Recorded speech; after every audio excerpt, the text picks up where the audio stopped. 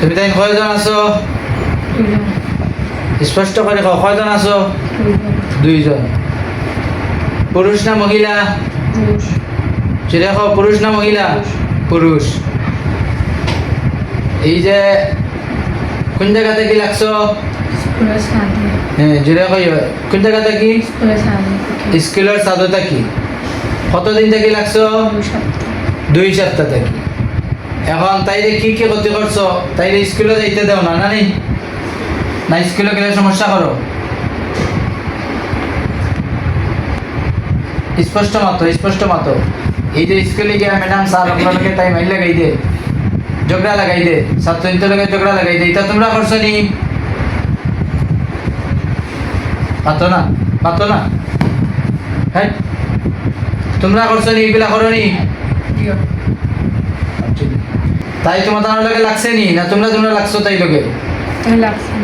তাই লাগছে নি? তাই কোনো ক্ষতি করছে না?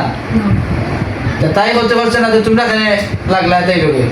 এই যে বাড়িতে তাই মার খান্দার থাকে, তোমরা মারে কোনো সমস্যা করো নি? করছো না নি? মালে সমস্যা করে, মার দেখা যায় বিভিন্ন সমস্যা হতা হতা, এটা তোমরা নেই না অন্য পাঠিয়ে? তোমরা না ও তোমরা খাম নি হতা মানুষের লাগা, ছাত্র গেছে স্কুল, তোমরা লাগি গেলে তাই লোকে। এখন তোমরা আমি জবাই দিব, শেষ, যাওয়া যাবি নাই। কোরআন দিয়ে তোমরা বন্ধ করিয়া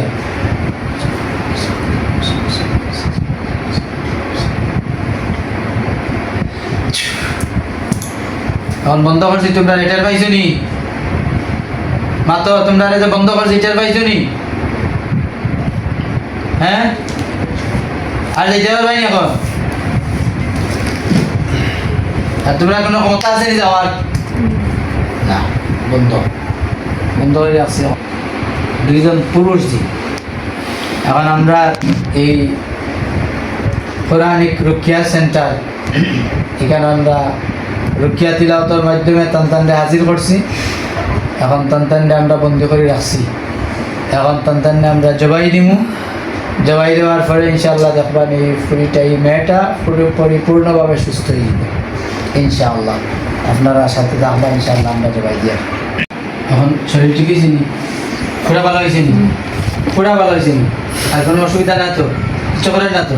সবাই আলহামদুলিল্লাহ।